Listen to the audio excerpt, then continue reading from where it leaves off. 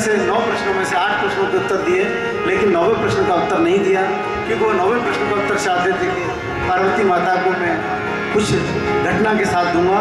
और इस प्रकार से उन्होंने कहा कि सबसे पहले हे पार्वती, मैं तुम्हें राम जन्म के कारण सुनाता हूँ। राम जन्म के अनेक कारण हैं, लेकिन फिर भी पहला कारण मैं तुमको बताता हूँ।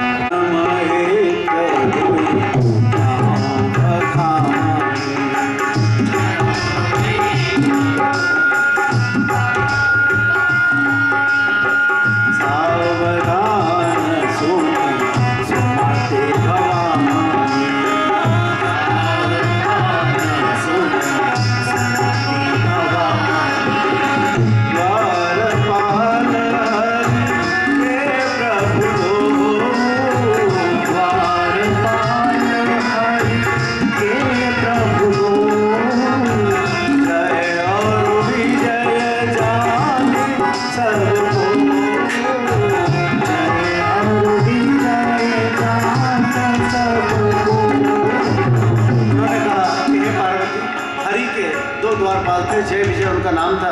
एक बार सनत सनातन कुमार जब भगवान के दर्शन के लिए आए तो उन्होंने उनको रोका, तो ऋषि कुमारों ने उनको श्राप दिया, जिससे सतयुग में जाकर के वो हिरण्यकश्यप वराह रूप से जिनका उद्धार हुआ, और विजय जो था वो हिरण्याक्ष बन करके जिनका के उद्धार नरसिंह रूप में किया। ये दोनों त्रेता युग में जाकर के रावण और कुंभकर्ण बने। इनका संहार करने के लिए भगवान राम को स्वयं आना पड़ा। दूसरा कारण वो बताते हैं कि रावण जब तक इंद्रलोक में नहीं आया था, इंद्रलोक के देवताओं को परेशान नहीं करता था, तब तक इंद्र को अभिमान हो गया था कि वो सबसे बड़ा राजा है और वो कुछ भी कर सकता है। लेकिन शंकर जी जान गए थे कि इंद्र का अभिमान हो रहा है, उसको दूर करना होगा। तो उन्होंने इंद्र के अभिमान को दूर करने के लिए जो शंकर जी ने लीला की, इसलिए भी राम जी का अवतार हुआ। और नारद श्राप के और कारण बताते हुए शंकर जी कहते हैं, नारद श्राप एक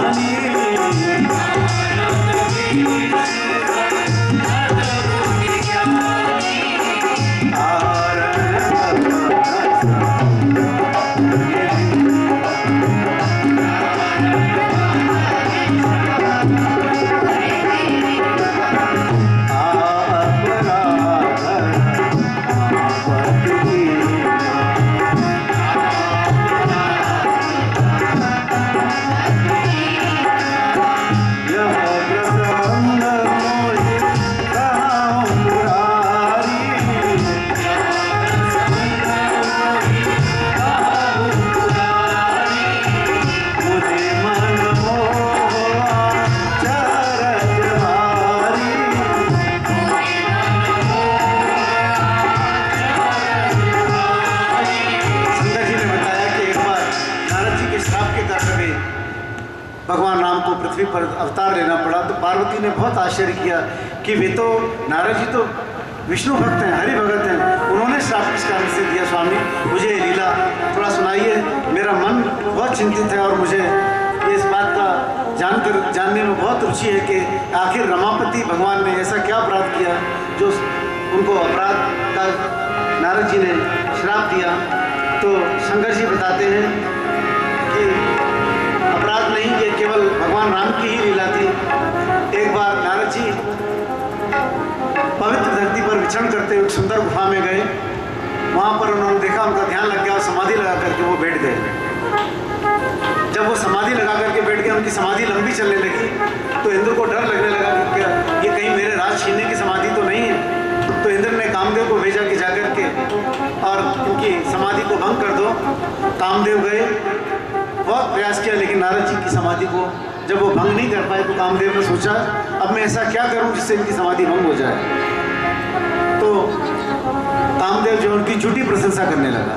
प्रशंसा से, झूठी प्रशंसा से कई लोग जो है वो बहुत जल्दी अपने मत से भ्रमित हो जाते हैं। तो इसी प्रकार से नारद जी की तपस्या एकदम झूठी, और उन्होंने सोचा कि मेरी प्रशंसा कौन कर रहा है, तो देखा कि कामदेव प्रशंसा कर रहा है। तो नारद जी को उस दिन लगा कि मैं शंकर जी से भी बड़ा हो गया। शंकर जी ने केवल काम को जीता था, लेकिन मैं काम और क्रोध दोनों को जीत गया। आज मैंने क्रोध भी जीत लिया और काम को भी जीत लिया। तो वो ऐसा कहते कहते शंकर जी के पास गए, बोले प्रभु मैं आज आपसे भी बड़ा हो गया। तो शंकर जी मन ही मन मुस्कुराए और उन्होंने कहा कि कोई बात नहीं नारद, तुमने मुझसे तो कहा, लेकिन ये भगवान हरि को एक कहा मत सुनाना। लेकिन नारद जी कहाँ मानने वाले थे। नारद जी जो है नारायण नारायण कहते कहते धीरे धीरे पूरी अहंकार लिए हुए वो भगवान ब्रह्मा जी के पास गए। ब्रह्मा जी को उन्होंने बताया कि मैंने काम और क्रोध दोनों को जीत लिया है।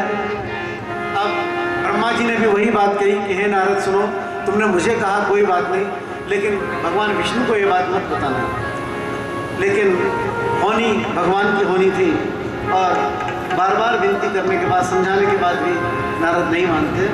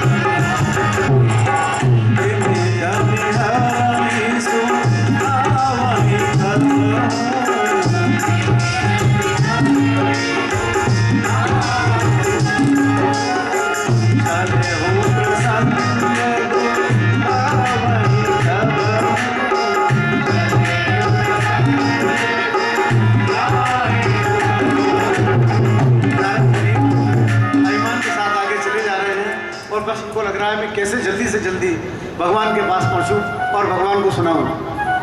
लेकिन भगवान जो है वो समझ गए कि मेरे भक्त के मन में अभिमान आ गया है, और भगवान अपने भक्त के मन में कभी अभिमान नहीं रहने देते। भगवान उन्हें रास्ते में ही मिल गए और उनको कहा चलिए नारद जी। नारद जी को अपने लोग ले गए, उनसे कहा आइए बैठिए। तो जो नारद जी हमेशा खड़े होकर के उनको गुणगान करते थे, उस दिन अभिमान बस जा करके और विष्णु भगवान के सिंहासन पर बैठ गए। उन्होंने सोचा कि बस अब इसको कोई नहीं। फिर भी भगवान विष्णु ने उनको बहुत प्रकार से समझाया, लेकिन नारद जी बोले नहीं, मैंने भगवान काम और क्रोध दोनों को जीत लिया, मैं जो है शिव जी से भी बड़ा हो गया। यही राम जी की लीला यहाँ से शुरू होती है। नारद जी जब विष्णु भगवान के चरणों में सिर नवा करके चले, राम जी ने रास्ते में 100 योजन की बड़ी नगरी का विस्तार किया, और उसमें तरह तरह के अच्छे फल फूल वृक्ष, बड़े बड़े भवन बनाए गए, अट्टालिकाएँ बनाई गई। वहाँ के सारे नगर के जो पुरुष स्त्री थे वो बहुत एक से एक सुंदर स्त्री, सुंदर पुरुष, और वहाँ के जो व्यापारी थे, एक ऐसी नगरी का निर्माण किया राम जी की लीला से। और जब नारद जी लौटते हुए निकले तो उन्होंने देखा कि यहाँ पर बहुत भीड़ हो रही है। तो नारद जी ने पता लगाया, बोले यहाँ का राजा कौन है और यहाँ पर इतनी भीड़ क्यों हो रही है। तो नारद जी को मालूम हुआ कि उस राजा का नाम शीलनिधि था, और शीलनिधि राजा अपनी बेटी के स्वयंवर के लिए यह भव्य आयोजन कर रहा था। नारद जी चूँकि राजा के घर गए तो राजा ने सोचा अरे इतने बड़े मुनि आए हैं, उनको बिठाया, उनके चरण पखारे और उनके विनती की कि आज हमारी बेटी का स्वयंवर है, आप देख करके बताएं कि बेटी के स्वयंवर में कैसे क्या होगा। तो नारद जी ने जैसे ही कन्या को देखा, वो कन्या क्या भक्ति महारानी थी, रूप बदल करके माया जो थी वो कन्या बन करके आई थी।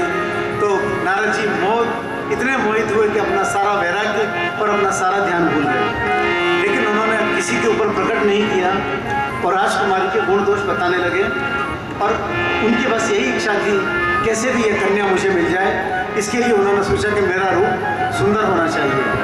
अब सुंदर रूप कैसे चाहिए, इसके लिए जो है वो चाहते हैं कि जो है मैं भगवान के पास जाऊं, और वे भगवान सीधे नारायण के पास जा पूछें और भगवान से प्रार्थना करते हैं कि हे भगवान मुझे सुंदर रूप आपका रूप दे दीजिए।